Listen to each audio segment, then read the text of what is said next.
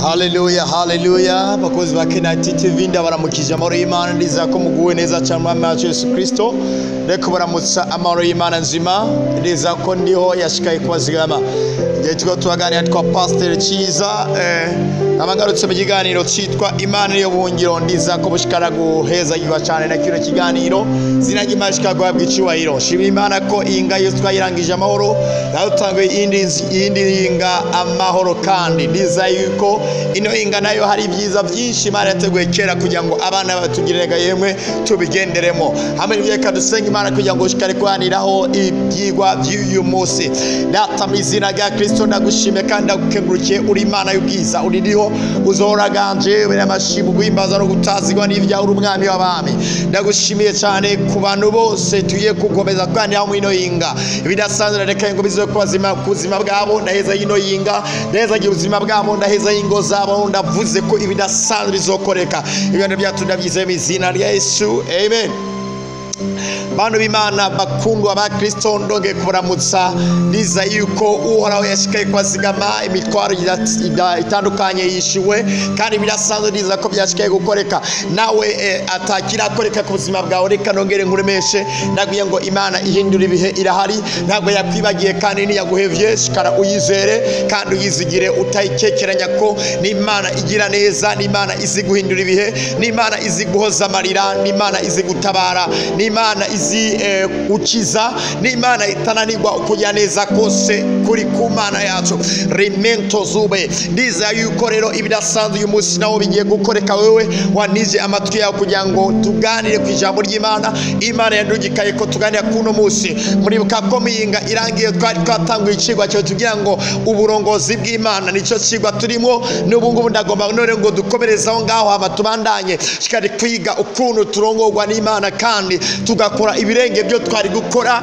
mu gihe twarongoye n'ubwenge bwacu. Iyo turongorwa n'ubwenge bwacu cyangwa n'ingome zacu dukora doke tugira uburimbi bwinshi mu buzima bwacu ko ubwenge bwacu nushoboke ubwenge bwacu bubona ibyo bugeze ko ariko ntushobora kumenya mbege ejo hazoba iki ejo hazogaragara iki ariko igihe turongorwa n'Imana Imana yacize ibizobejo izi byabaye mwaka uheze izindi bizoba mu uyu mwaka izindi bizoba mu mwaka uza. Imana yacize iby'ibihe byose ivyarenganye n'ibitaraba Imana yacu yagize nega yemwe irabizi yabo ndabatera intege kugira ngo igihe cyose iyo turongorwa n'ijambo ry'Imana iyo turongorwa n'Imana ibyo dukora birenge byo twari gukora igihe twasize Imana ku ruhande erimeside igihe cyose ndagusaba ngo wa murongorwa n'ivyimviro by'Imana wa murongorwa n'ijambo ry'Imana wa murongorwa n'ubumana ko Imana yizirikira kujana yizirikira kugwanisha hamwe n'ibyo reka tumane dusome ijambo ry'Imana ariko twasoma ku munsi urangiye aho duheruka mu kino cigwa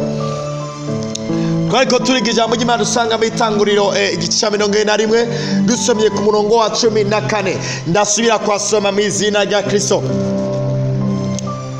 41 umurongo wa 14 hambira ngo maze Farao atuma guhamagaza Yosefu bamuturumbura mwibohero ningoga arimosha yambara izindi mpuzu arenguka kwa Farao amen. Muri make aya majambo n'amajambo twako twaganiraho tubona ubuzima bw'umusore yitwa Yosefu za kubona neza ingere hari Imana yamuvuze ko hari Imana yamuvuze ko ari Imana yamuvuze ko kugira ngo akigeremwo yategeza kugira uburongozi kanaka gushikara ku murongo ya munzira yo kugoroka gushikara ku murongo ya munzira yo kugira ngo agere ku Imana yamuvuze ko.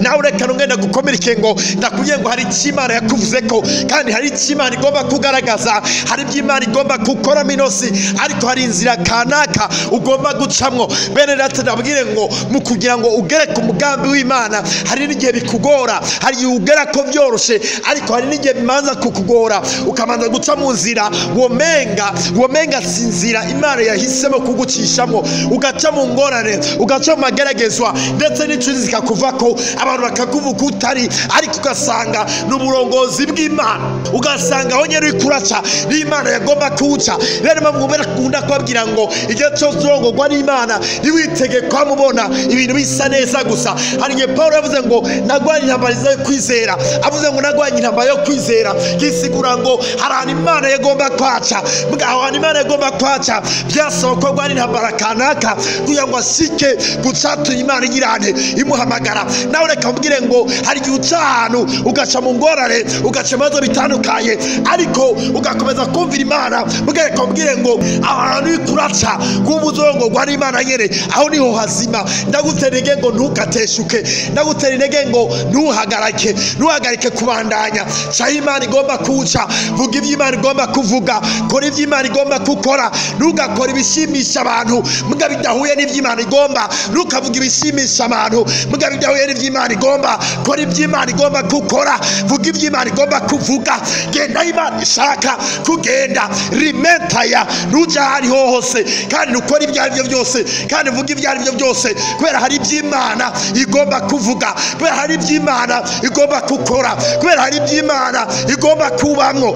Ega abana b'Imana yo turi murongozi bw'Imana ntabwo tuja hari hose kandi tuvuga ibyo aribyo byose nidukora ibyo aribyo byose, ariko turamenya mwe mu Imana bwirikanye n'imitima yacu maze tugakora ibikwiranye n'ibyo mwe mu Imana agomba ko dukora, maze tukavuga ibikwiranye n'ibyo mwe mu Imana agomba ko tuvuga. Ntabwo tuvuga ibyo aribyo byose ndugu zangu, imvugo zose z'abana b'Imana kandi ibikorwa byose si iby'abana b'Imana. Twemera umurongozi bw'Imana tukanya ibindi bintu byose. Kino gihe rero tubona Yosefu Imana imuvuga ko, ariko Yosefu ntiyashoka ashika kuko Imana yamuvuze ko. Reka nawe mbwire ngo ibyo Imana yakuvuze ko ntabwo ushoka ubyinjiye mu mwanya nyere. Hari igihe bifata, hari igihe bitwara, ariko biragusaba ngo urongorwe n'iyo Mana hamugere mu byo Imana yagombye kugeramo. Rimantarabandeza minose hari byinshi biza kugira ngo bibuze umuntu bimubuze intumbero. Nahuye na byinshi mura byinshi byaje kugira ngo bimbuze iyo niko ndaja,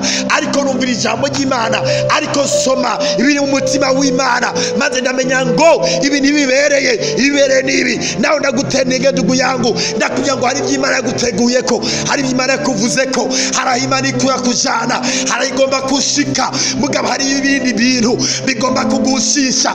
Hari abantu baza kunzira yawe bakagomba kushinzira Imana yateguye kucamo. Nawe reka ubwire ngo ndugu yangu urasoma ijambo uragana mwe mu Imana ukumva icyo Imana igomba, ukaja Imana igomba kusha, ukavuga ibyo Imana igomba kuvuga.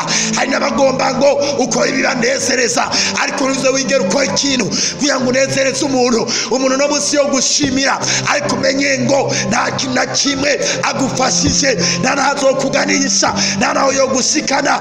Imana icyo gushikana nta muri yo gushikana, kandi Imana yivuze n'ibiti byokora.